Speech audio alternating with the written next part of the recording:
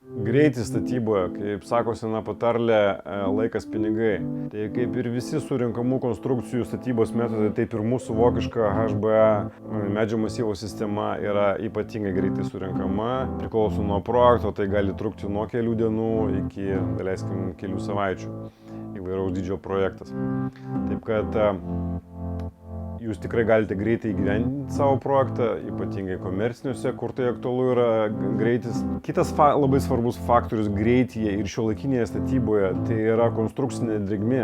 Nes statant greitai ir sumontuojant greitai langus ir uždarant, yra tikimybė uždaryti statybinę drėgmę. Taigi, kuriant pastatą iš medžio masyvo, jūs automatiškai mažinate statybinę drėgmę, nes medis yra sausas ir jo nereikia nei džiovinti, nei drėkinti. Jūs tikrai iš karto galite jį uždengti, izoliuoti ir daryti sekančius darbus viduje. Mūsų medžio masyvo sistema renkasi tik tai mechaniniais tvirtinimais, tai yra paprasčiausiai savisriegiai varžtai. Tai yra labai paprasta ir patogu, netgi galima pastatą išrinkti ir perstatyti į kitą vietą.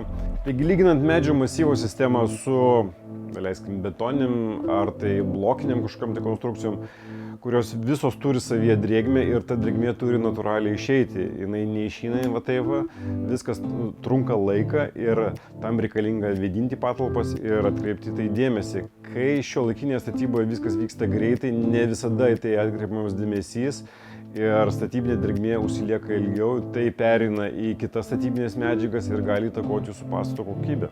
Tai galimi pelėsiai, ar tai kažkokios deformacijos ir panašiai.